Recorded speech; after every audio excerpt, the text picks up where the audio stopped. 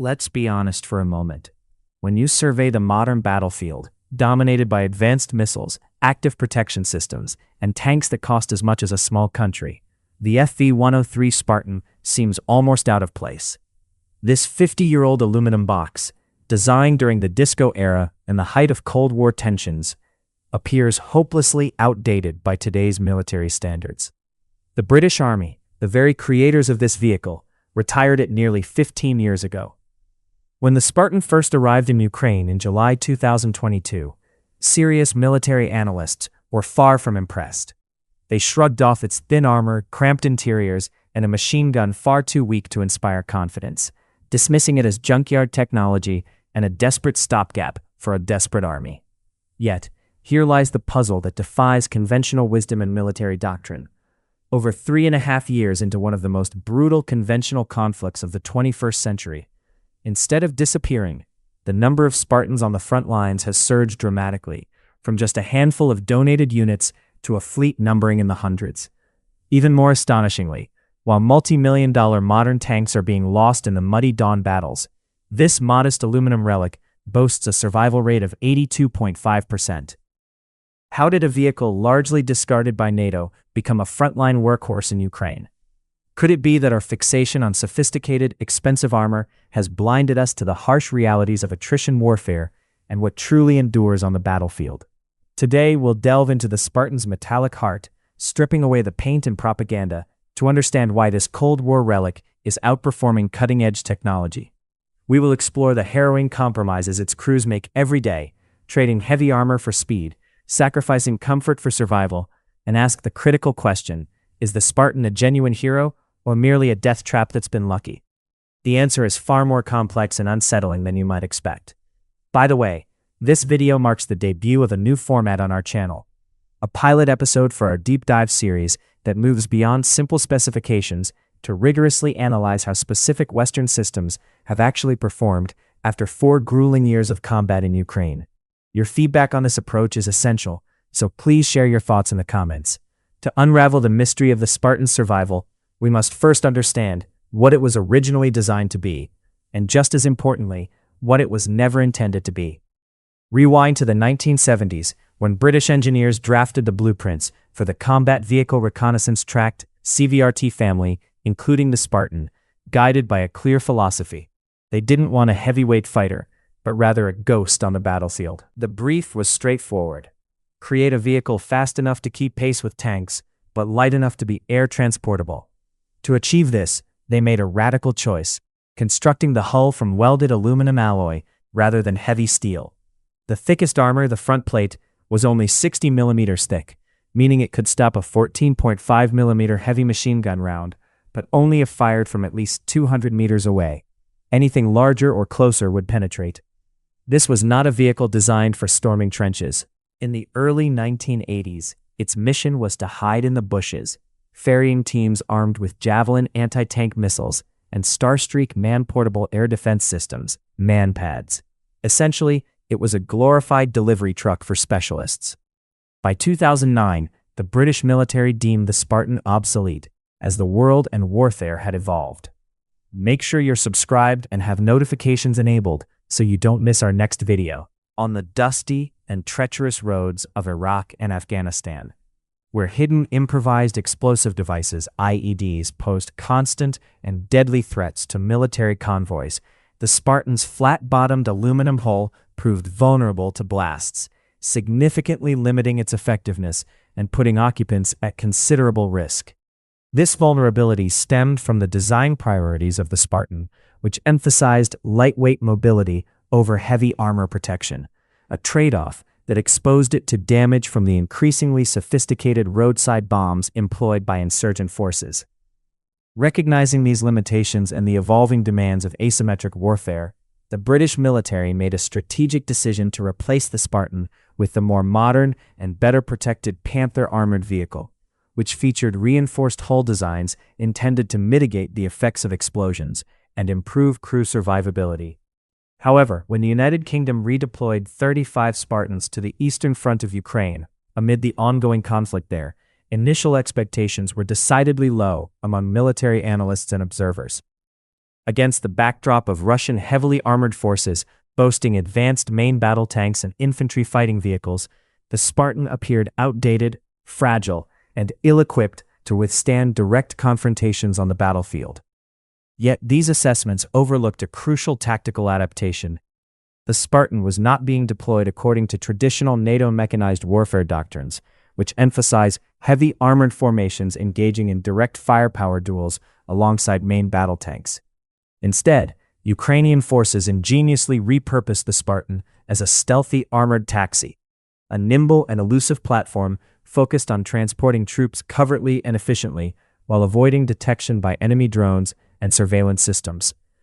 Its compact dimensions, measuring under 17 feet in length and approximately 9 feet in height, allowed it to be effectively camouflaged and concealed within the environment, a stark contrast to bulkier and more conspicuous vehicles like the BMP-3 or Bradley infantry fighting vehicles that dominate NATO arsenals.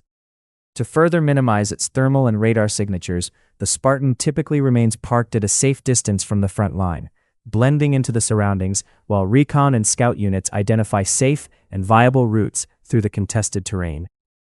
Once a pathway is secured, its 4.2-liter Jaguar engine revs up, propelling the vehicle at speeds of up to 60 miles per hour to rapidly deliver troops into position before enemy drones or reconnaissance assets can react and coordinate countermeasures.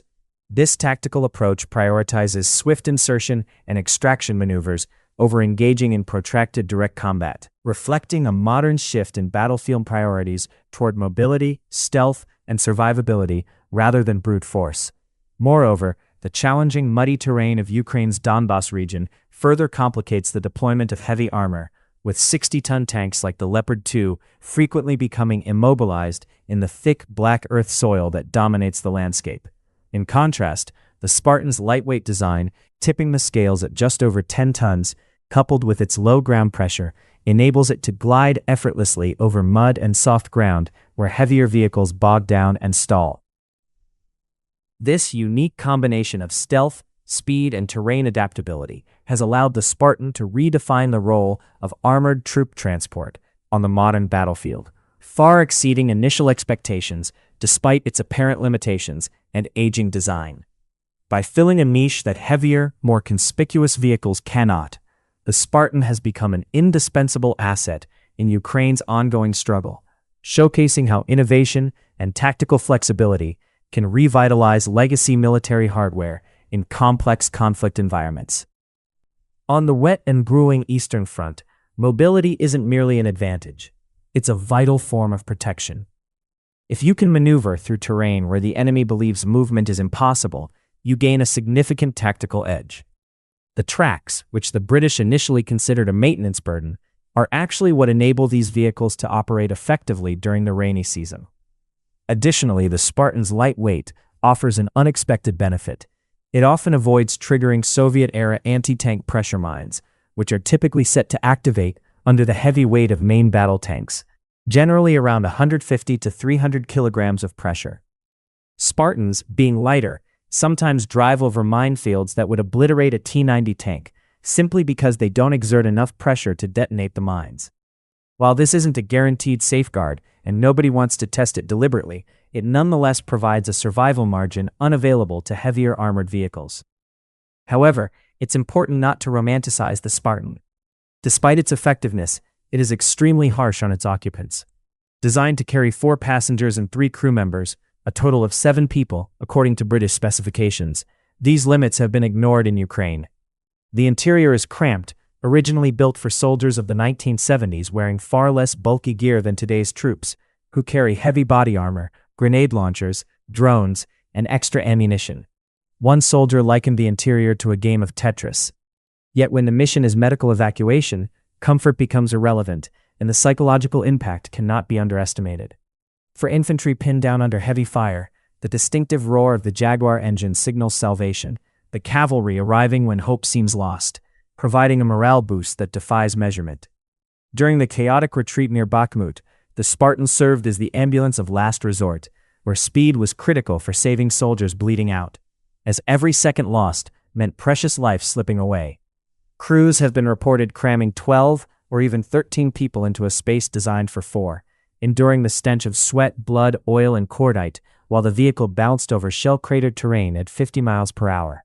One crew member recounted a harrowing story of evacuating a badly wounded reconnaissance soldier, a towering man nearly 6'5", who couldn't even fit on the bench seat. They laid him on the floor and squeezed around him, perched on gear and gripping straps, praying the thin aluminum walls would hold. This brings us to the critical issue: the armor. Everyone inside the Spartan knows they're essentially traveling in a fragile aluminum shell. The hull was never designed to withstand hits from modern RPGs or anti-tank guided missiles. A chilling example from the Gulf War illustrates this vulnerability. A British Challenger 1 tank, confused by thermal sights, accidentally fired on a friendly Spartan, devastating the vehicle. Miraculously, the crew survived, but the incident underscored the Spartan's fragility in direct combat with heavy weapons. In Ukraine, threats are omnipresent. Recently, a Russian Lancet drone detonated beside a Spartan, crumpling the side and denting the metal, yet the vehicle kept moving and the crew survived. The aluminum hull absorbed the blast and shrapnel just enough to protect the occupants inside. The foremost priority is keeping the crew alive. As one soldier put it, "If the vehicle is lost afterward, that's just the reality of war." The crew fully understands the risks. A direct hit from a shape-charged drone would be fatal. Still, they accept this because the alternative, walking or riding in an unarmored truck, is far worse.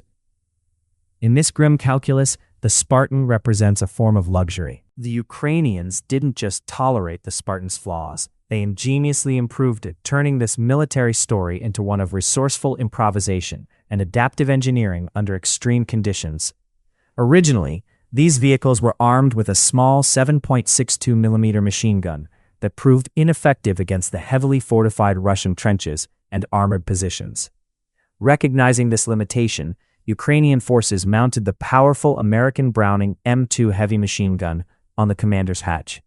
This upgrade dramatically enhanced the Spartan's firepower, enabling it to penetrate brick walls and light armor targets at distances exceeding a mile, a capability that significantly increased its battlefield utility.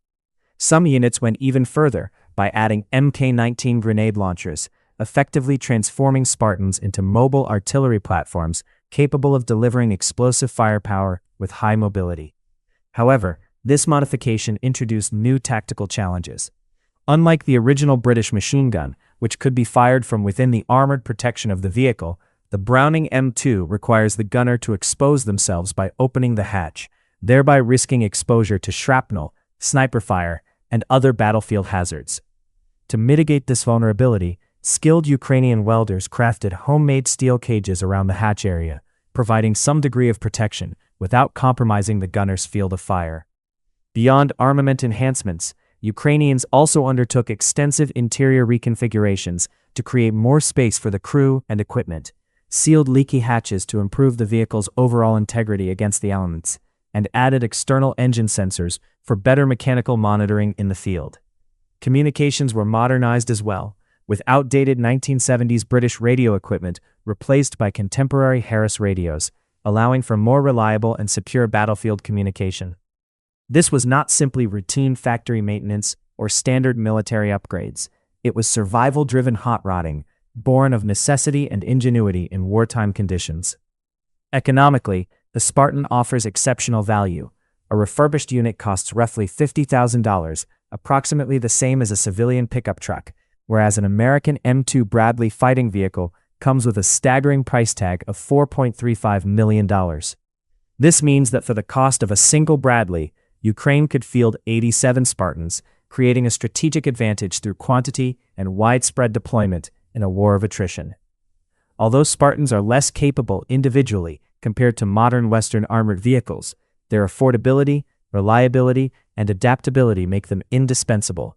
Meanwhile, Russia struggles to maintain its aging tank fleet, and the deployment of expensive Western vehicles risks rapid depletion of limited resources.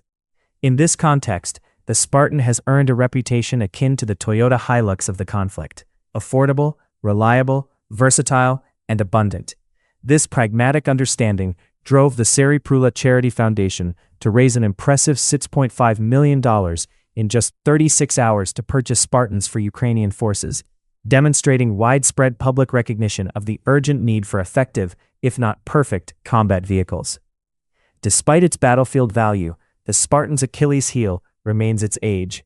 Drying seals, worn tracks, and the scarcity of replacement parts limit its long-term sustainability. Nonetheless, its proven effectiveness and the continuous ingenuity of Ukrainian crews ensure that the Spartan remains a vital asset in the ongoing conflict, embodying the broader story of adaptation and resilience on the front lines. Spare parts are a constant challenge. Although the UK donated the vehicles, they didn't provide a warehouse stocked with spare parts to accompany them. Volunteers must scour the globe, searching for specific components like gaskets or track links from private collectors and surplus depots. A mechanic pointed out that for the machines officially transferred by the UK, the supply of spare parts is insufficient. Then there's the issue of the tracks themselves. While tracked vehicles excel in muddy terrain, if a track breaks during combat, the vehicle becomes immobilized, and a stationary vehicle is essentially a death trap. Properly tensioning the tracks is a delicate skill. If they're too tight, they snap. If too loose, they fall off. British instructors taught Ukrainian crews to check track tension using a simple fist test because, amid the chaos of battle, there are no measuring tools available. Ukrainian mechanics are performing mere miracles, keeping these aging engines running through sheer determination and creativity. Yet every day the fleet ages and wears down more. So circling back to the initial question, is the Spartan a piece of junk? Compared to a shiny brochure showcasing a brand new German Lynx infantry fighting vehicle, yes, it's slow, underpowered, and outdated. But war isn't fought in brochures. It's fought in muddy fields, under the constant threat of deadly drones, with limited resources and endless danger. In that harsh reality, the Spartan is a triumph of adaptation. It symbolizes a shift in how modern warfare must be approached, showing that simple, maintainable, and numerous equipment often outperforms complex, fragile, and scarce machines. The Spartan's success lies in its humility. It doesn't pretend to be a tank destroyer or a fortress. It accepts its role: move quickly, stay low, and get the soldiers home safely. Its 82.5% survival rate is no accident. It reflects Ukrainian soldiers transforming a tool discarded by the West into a weapon of survival. This forces us to reconsider our assumptions. While NATO debates sending a handful of ultra-modern tanks that require months of training and extensive logistics, a fleet of 50-year-old vehicles is doing the essential work on the front line. Perhaps the Spartan isn't the one that should be retired. Maybe it's our outdated concept of what a good military vehicle looks like. Because on the front line, when artillery shells rain down and the mud is thick, nobody is asking for a high-tech wonder weapon that might arrive next year. They need an aluminum box that can start instantly, reach 60 miles per hour, and carry them away from danger. That's why, against all odds, the Spartan is still running. What's your take? In a modern war, would you prefer one cutting-edge Bradley protecting your sector, or 80 Spartans swarming the line? Is quantity better than quality? Share your thoughts in the comments below. And if you want to learn more about the weapons shaping this conflict, be sure to subscribe. Honestly, while writing this script, I kept thinking about that soldier's Tetris analogy. It really changes your perspective. We sit safely in studios debating armor thickness or ground pressure, but for the troops on the ground, this outdated tin can is their only barrier against a mortar round. It's a humbling reminder that sometimes the best equipment isn't the one with the most advanced computer inside, it's the one that starts when you turn the key. It's remarkable how a vehicle I would have mocked 5 years ago now commands my genuine respect. Thanks for watching, and see you next time.